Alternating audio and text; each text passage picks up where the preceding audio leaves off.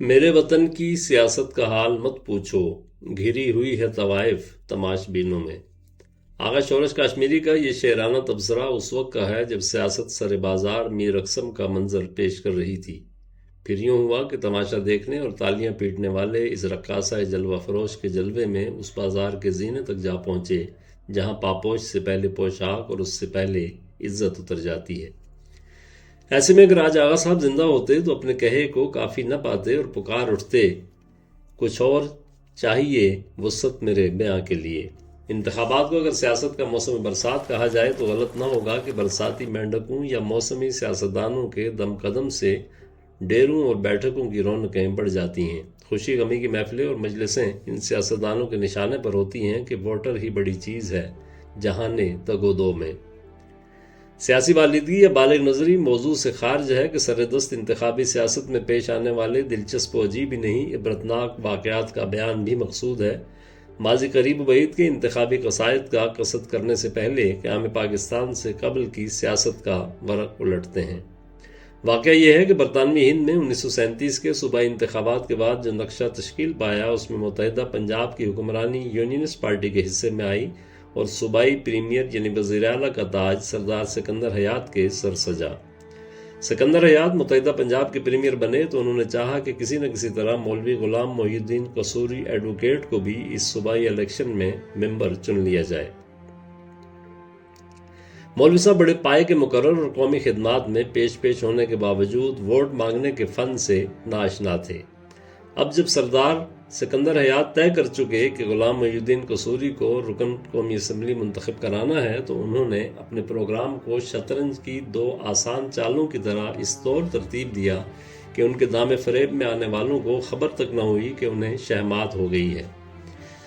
پہلے مرحلے میں سردار سکندر حیات نے شیخو پورہ کی ایک دیہی نشست سے غلام محی الدین قصوری کے کاغذات جمع کرائے۔ پھر انہوں نے انگریزی زبان کے معروف مترجم قرآن اور کئی علمی کتابوں کے مصنف عبداللہ یوسف علی کو اسمبلی میں مسلمانوں کی مؤثر نمائندگی کے نام پر اس انتخابی عمل کا حصہ بننے پر راضی کر لیا۔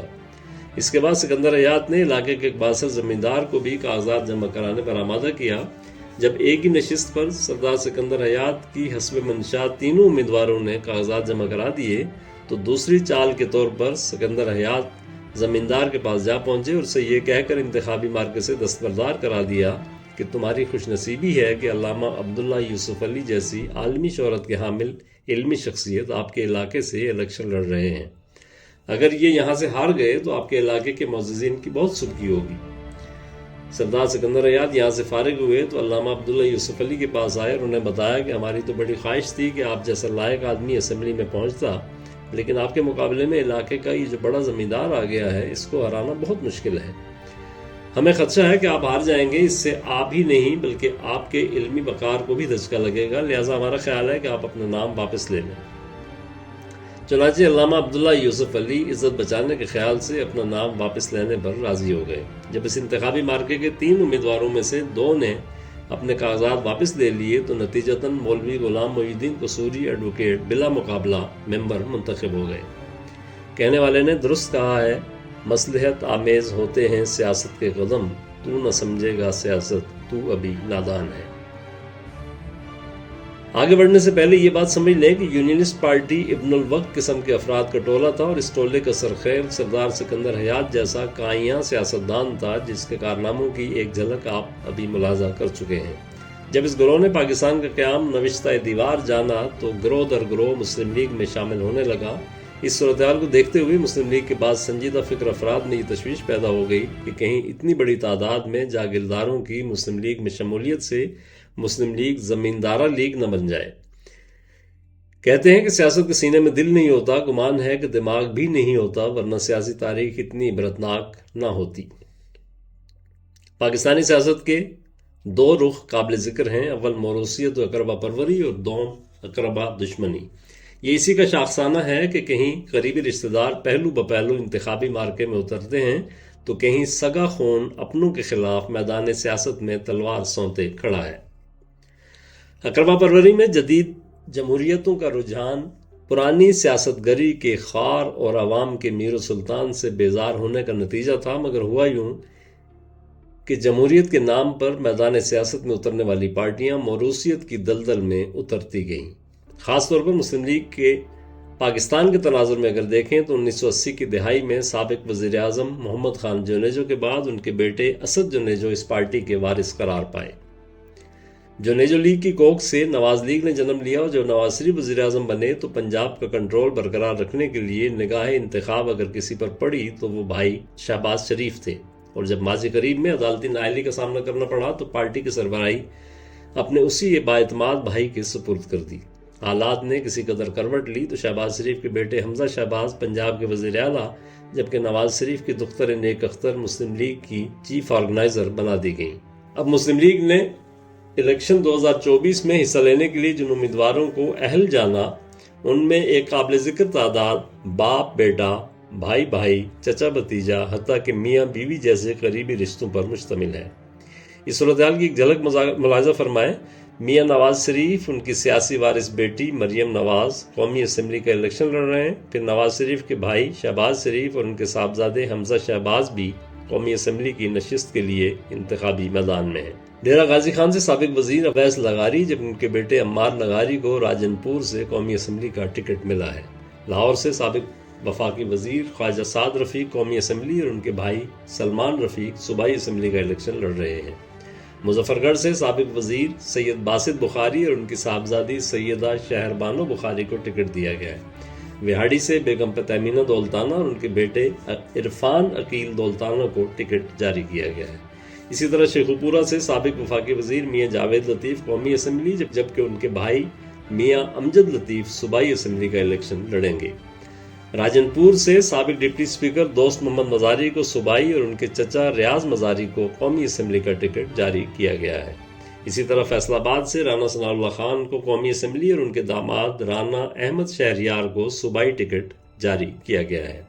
ایسی صورتحال میں سوائے اس کے کیا کہا جا سکتا ہے کہ قیاس کن ز گلستان من بہار مرا۔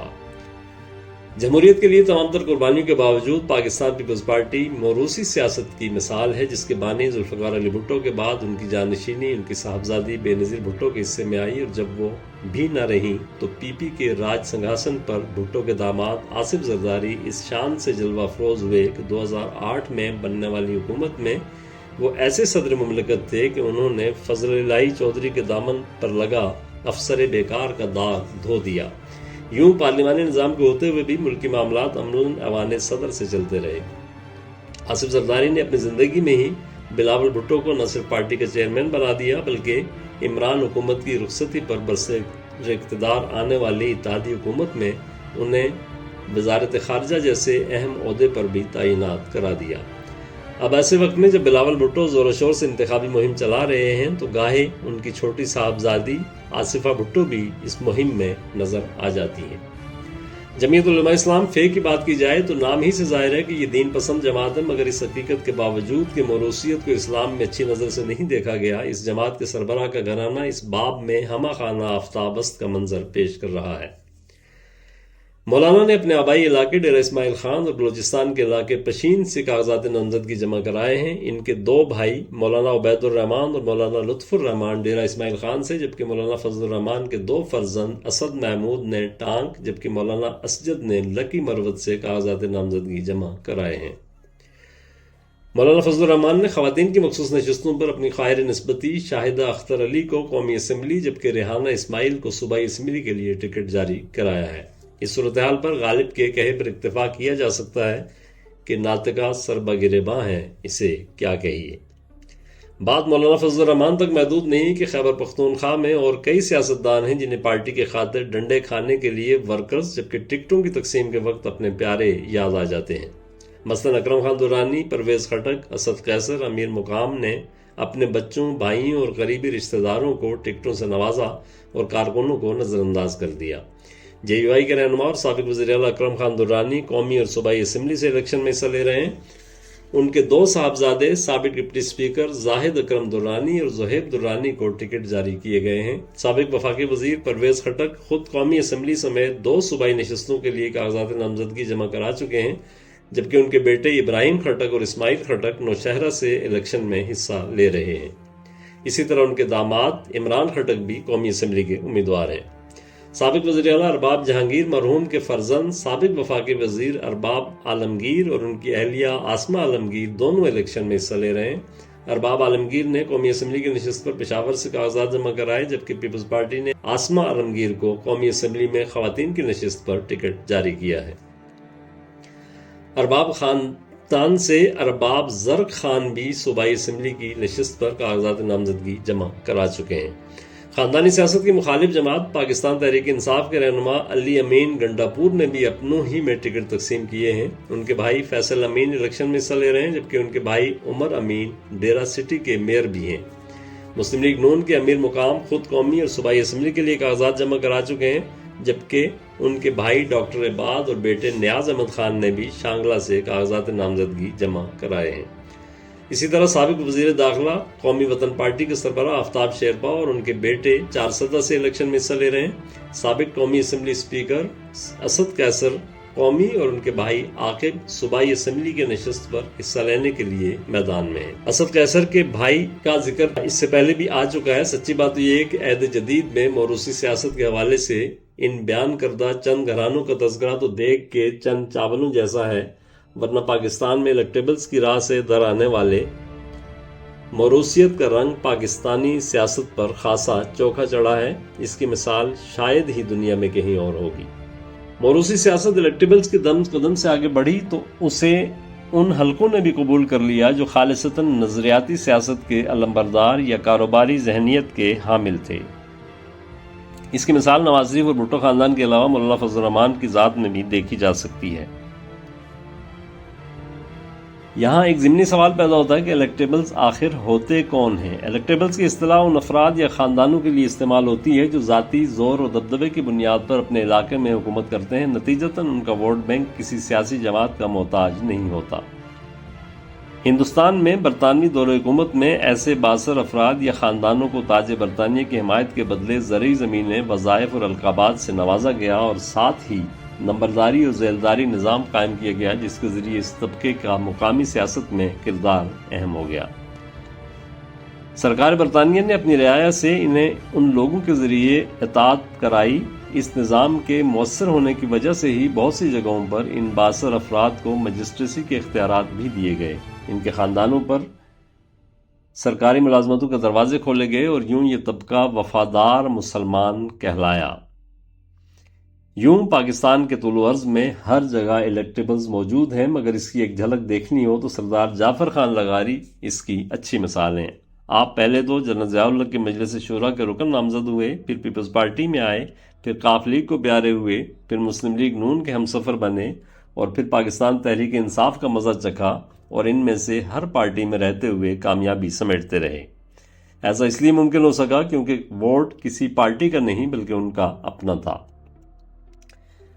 موروثی سیاست پر یہ تبصرہ برائے تبصرہ نہیں ہے، بلکہ institute of development and economic alternatives کی تحقیق کے مطابق اس بات کے ثبوت ہیں کہ پاکستان نے اس باب میں خاصا نام کمایا ہے۔ پاکستان کی موروثی سیاست کا موازنہ چند ممالک سے کیا جائے تو معلوم ہوا کہ امریکی کانگریس میں 1996 میں موروثی سیاست کا حصہ تقریباً 6% تھا، بھارتی لوک سبھا میں 2010 تک 28%، جبکہ پاکستان کی قومی اور پنجاب کی صوبائی اسمبلی میں موروثی سیاستدانوں کا حصہ 53% تھا۔ ظاہر ہے کہ یہ نتائج کسی بھی جمہوری معاشرے کے لیے تباہ کن ہے، کیونکہ اس کا لازمی نتیجہ اختیارات و وسائل کا چند خاندانوں تک محدود ہو جانا ہوتا ہے، اور بدقسمتی سے پاکستان بالخصوص پنجاب میں ایسا ہی کچھ ہوا ہے۔ Institute of development and economic alternatives کی تحقیق کے مطابق گزشتہ 3 دہائیوں سے پنجاب کے تقریباً 400 خاندان مسلسل ایسی پالیسیاں بناتے اور قانون سازی کرتے چلے آ رہے ہیں، جس کی وجہ سے قومی وسائل اور نجی شعبوں میں ان کی طاقت بڑھتی چلی جا رہی ہے۔ اس تحقیق کے مطابق 1985 سے 2008 کے انتخابات تک ہر انتخابی حلقے میں پہلے 3 امیدواروں کی مجموعی 2/3 تعداد موروثی یا خاندانی سیاست سے تعلق رکھتی ہے۔ بدقسمتی سے تاحال یہ حالات نہیں بدلے۔ مجموعی طور پر یہ موروثی یا خاندانی سیاستدان 2008 کے انتخابات تک قومی اسمبلی کا 50% رہے ہیں۔ یہی وجہ ہے کہ ہر جماعت کی کوشش ہوتی ہے کہ وہ الیکٹیبلز امیدوار ڈھونڈے، اور اس طرح نئی جماعتیں بھی موروثی سیاست سے بچ نہیں پاتی۔ یہاں سوال یہ پیدا ہوتا ہے کہ کیا اس سیاسی رجحان بلکہ بحران سے گل و خلاصی کسی طور ممکن ہے کہ نہیں؟ جواب یہ ہے کہ سیاسی عمل میں غیر سیاسی قوتوں کی عدم مداخلت اور تعلیم کا فروغ دو ایسے عوامل ہیں جو اس سیاسی منظرنامے کو بدل سکتے ہیں، ورنہ بقول رئیس امروی کے گلا نہ کر کہ زمانہ کبھی نیا ہوگا، یہی جو ہے یہی ہوگا، یہی رہا ہوگا۔